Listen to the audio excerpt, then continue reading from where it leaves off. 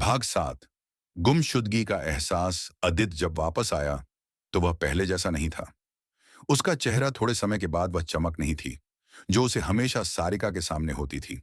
उसकी आंखों में एक गहरी उदासी छिपी हुई थी और उसकी हंसी अब उतनी सहज नहीं थी। वह अब अपनी भावनाओं को छुपाने लगा था। सारिका ने महसूस किया कि कुछ बदल गया था, लेकिन वह समझ नहीं पाई कि क्या बदल गया।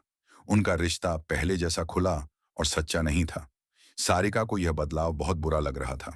वह दिन ब दिन अपने अंदर एक अनकही दूरी महसूस करने लगी। हर मुलाकात में अब वह पहले जैसी नजदीकी और गर्माहट नहीं थी। ऐसा लगता था जैसे आदित्य ने अपने दिल के दरवाजे बंद कर लिए थे। एक दिन जब वे दोनों एक पार्क में बैठकर बातें कर रहे थे, सारिका ने चुपके से पूछा, क्या हो गया है आदित्य? तुम मुझसे दूर क्यों हो रहे हो? आदित्य ने उसकी तरफ देखा और उसकी आंखों में एक गहरी खामोशी थी। वह कुछ समय के लिए चुप रहा, जैसे वह खुद ही समझ नहीं पा रहा हो कि उसे क्या कहना चाहिए।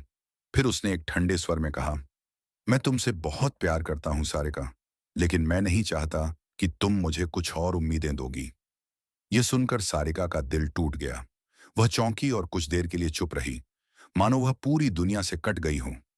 आदित्य का यह बयान उसके लिए असहनीय था। उसने कभी नहीं सोचा था कि उनके रिश्ते में ऐसा मोड़ आएगा जहां उसे अपनी भावनाओं को दबाना पड़ेगा। सारिका ने गहरी सांस ली और फिर धीरे से बोली, क्या तुम नहीं समझ रहे हो आदित्य? मैं सिर्फ तुमसे तुम्हारे प्यार की उम्मीद करती हूँ। मुझे कुछ और नहीं चाहिए। लेकिन आदित्य के चेहरे पर अब कोई हलचल नहीं थी। उसकी आंखों में कुछ ऐसा था जो सारिका को बहुत दुख दे रहा था। वह जानती थी कि आदित्य के दिल में कुछ था जो उसे छुपाने की कोशिश कर रहा था, लेकिन वह यह समझ नहीं पा रही थी कि वह क्या था। आदित्य, धीरे से, मैं तुम्हारा बहुत ख्याल रखता हूं सारिका। मुझे डर है कि अगर मैंने तुम्हें अपनी पूरी दुनिया में शामिल कर लिया तो कहीं तुम्हारा दिल टूट ना जाए।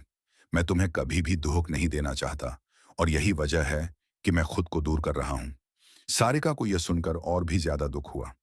उसे यह समझ में आया कि आदित्य ने अपनी ही भावनाओं को दबाया था ताकि वह उसे कभी भी आहत न कर पाए। लेकिन इस वजह से वह खुद भी अब अपने अंदर खोसा गया था। सारिका मुस्कुराते हुए थोड़ी नमी के साथ, तुमने हमेशा मेरी सोच का सम्मान किया है आदित्य, लेकिन क्या तुम यह नहीं समझ रहे कि मेरा दिल तुमसे हर हाल में जुड़ा है? मैं नहीं चाहती कि तुम मुझसे दूर हो जाओ। सारिका की आंखों में अब नमी थी, लेकिन वह सब कुछ समझ चुकी थी।